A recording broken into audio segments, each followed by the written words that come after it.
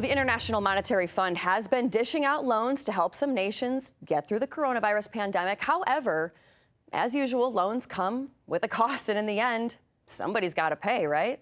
RT's Alex Mihailovich has that story. It's a virus that has ravaged people and economies alike. And while scientists work to develop treatments and vaccines for COVID-19, organizations like the International Monetary Fund are looking to keep countries afloat. The IMF's efforts are backed by many in the global community. This is exactly the kind of crisis for which the IMF was created, to put teetering economies back on their feet. According to Oxfam, since the beginning of the coronavirus pandemic, the IMF has lent $101 billion to 81 countries so far, and is standing by with a chest of an overall $1 trillion in loans for nations in need. But like with most loans, there's a catch. The IMF is urging nations that receive money to adopt measures such as major cuts to public services and pensions. Many are afraid that this will lead to more privatization, wage freezes and cuts, and the firing of public sector employees such as doctors, nurses, and teachers. Some say the positions would be filled virtually, with tech companies taking the reins. In other words, economies would shift to a new model. Makes no sense to use money today to invest in the economy of yesterday. We ought to invest in the economy of tomorrow, and do so with a sense that it is important to be a just transition. However, as in the past with IMF loans, problems arise. Most notably, a rise in taxes and a growth in poverty and inequality.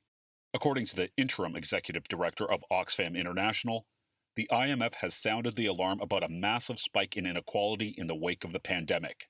Yet, it is steering countries to pay for pandemic spending by making austerity cuts that will fuel poverty and inequality.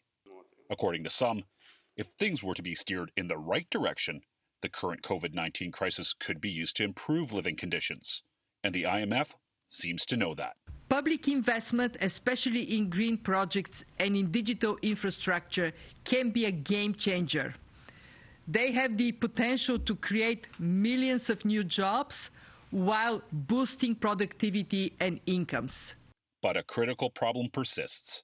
The potential fallout is once again, the rich will benefit from the public investment while the poor will pay for it. Oxfam says sticking the bill to the less fortunate while bringing in austerity is a recipe for disaster. Instead, the organization would like to see the IMF press countries to boost investments in universal health and education and ensure the richest individuals and large corporations pay their fair share of tax. There is little doubt that for the sake of people and the planet, human behavior needs to change. However, the IMF's plan is questionable, and for those who have taken money from the organization, there will be little choice but to go along with the will of the moneylender. For RT, I'm Alex Mihailovich. And joining us now for more on this is former UK MP George Galloway. George, great to see you. So kind of walk us through this here, and what are your initial thoughts on all of this? Well, you know the old saw, beware of the Greeks bearing gifts. Well, beware of the IMF offering loans. Because these are not strings, Faran. These are chains.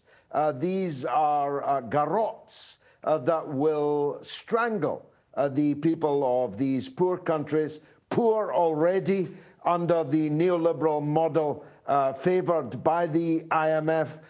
These chains will drag them down. These garrots will strangle the people further. But it's peculiar to me. I'm not making a moral case here because I know that money has no morality. Neither does the IMF. I'm making a practical point here. The real crisis of world capitalism today is that a great number of the population of the world, probably half of it, cannot afford to buy that which they and the other half are producing. There's a crisis now of overproduction, underconsumption. People don't have enough. Therefore, if you believe in capitalism, you should be giving people more money to spend, because it's spending we need right now to get economies kick-started and moving again. These IMF loans with these kind of conditions are offering the very opposite, and therefore we will never get out of the slump that we are currently heading into, indeed have already begun to fall into, but there's a long way to go to reach bottom. And, you know, it's interesting, you know, you say that because, you know, when you, like I had mentioned in my opening, you have a country like Tunisia right now that has 13 doctors for 10,000 people in the middle of a global pandemic. And, you know, just bare bones here, you know, you take out a loan, you then go into debt. And while it could take a while to pay back, you know, taking out these loans, isn't this just going to get these countries like held back even more, and having 13 doctors per 10,000 people for quite a while? Yeah, although there's 30 million people in the United States who don't have any health care cover at all. There's another 30 or 40 million in America who are underinsured for health care.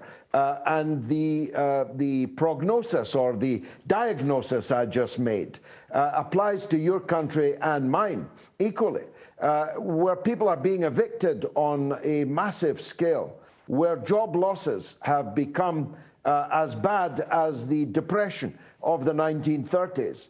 All those people can no longer consume. They can no longer buy anything.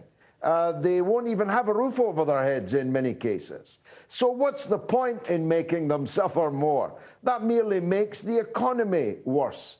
Give them money. If you give the people in America another $1,200 right now, almost all of it would be immediately spent, and it would be spent locally on business in the United States of America. This is the point I make. I don't believe in capitalism, but if I did, I'd be on the side of FDR and Galbraith, and I'd say, at a time of massive slump like this, let's flood everybody with more money to spend. Spend on things, spend on services, bringing more people back into work so that they can spend on things and services, and eventually can pay tax so that we can rebuild ourselves. I just feel that the people running capitalism don't have capitalism's best interests at heart. They're destroying the thing they say they love. And, you know, George, it's interesting because throughout all of this and this pandemic, you know, we're seeing, you know, at least here in the United States, that K-shaped recovery where the rich seem to kind of get a little bit richer and the poor not so much. But George, always love your input. Thank you so much. Former MP George Galloway, thank you.